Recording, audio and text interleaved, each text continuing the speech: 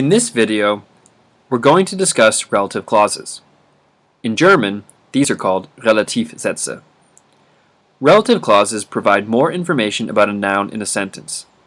In German, relative clauses have the same function as they do in English, but they're more complicated grammatically. Let's take a look.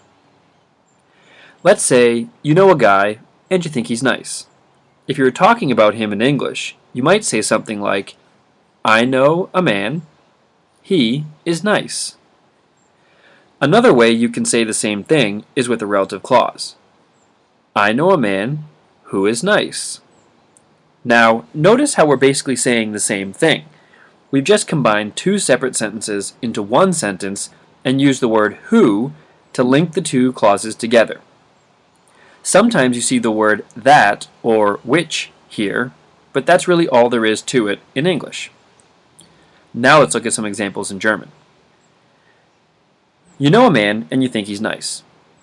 In German, you could say, Ich kenne einen Mann, ist nett. Just like in English, you can combine these two sentences into one by using a relative clause. Ich kenne einen Mann, der nett ist. Let's take a second to point out a few things. The term relative clause, or Relativsatz, refers to the second part of this sentence. That is, the part that comes after the comma and provides more information about the man mentioned earlier in the sentence. The part of the sentence before the comma is called the main clause.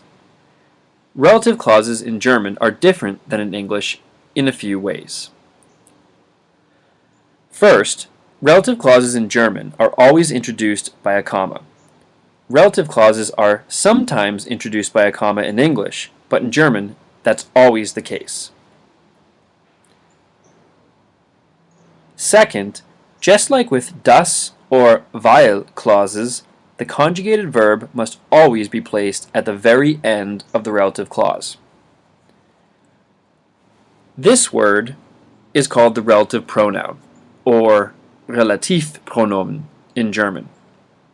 In this example, the relative pronoun looks just like the masculine form of the definite article. This probably makes sense to you intuitively, because Mann is a masculine noun in German. Before I explain the grammar any further, let's take a look at a few more examples. Let's say you see a woman and you think she's pretty. You could say, Ich sehe eine Frau. Sie ist schön. To rephrase this using a relative clause, you would say, Ich sehe eine Frau, die schön ist. Notice how the relative pronoun has changed and now looks just like the feminine definite article. This is because in this example, the relative pronoun is no longer referring to einen Mann, but to eine Frau, which is a feminine noun in German. Let's look at another example. This time, let's use a neuter noun, das Buch.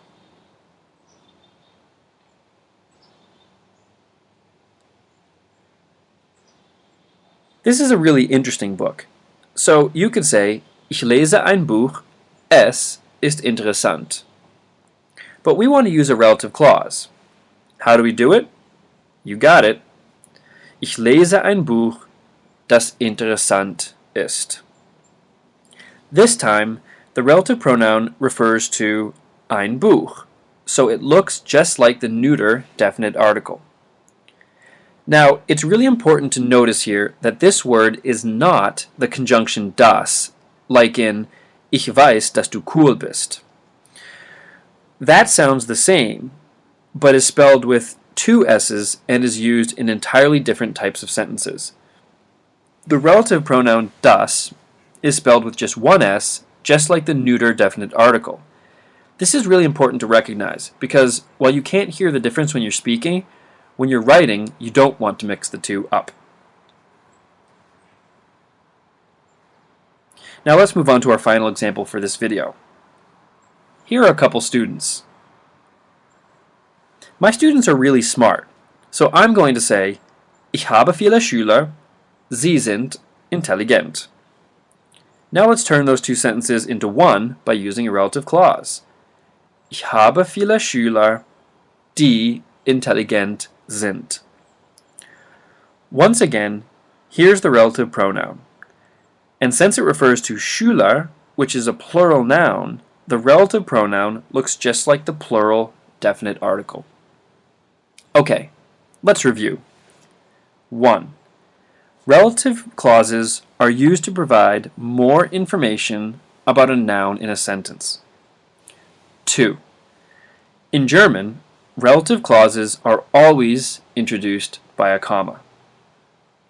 3. Relative clauses are verb kickers. That means the conjugated verb is always placed at the very end of the relative clause. 4. A relative pronoun must agree in gender and number with the noun it refers to. And 5. Relative pronouns usually look identical to definite articles. There's an exception to this, which we'll get to in a later video. Now, you might have noticed that in all of my examples, the relative pronoun was the subject of the relative clause. As you know, German uses the nominative case to represent the subject of a sentence or clause. However, there are many situations where the relative pronoun is not the subject of its relative clause. In the next video, we'll look at sentences with relative clauses in which the relative pronoun is not in the nominative case.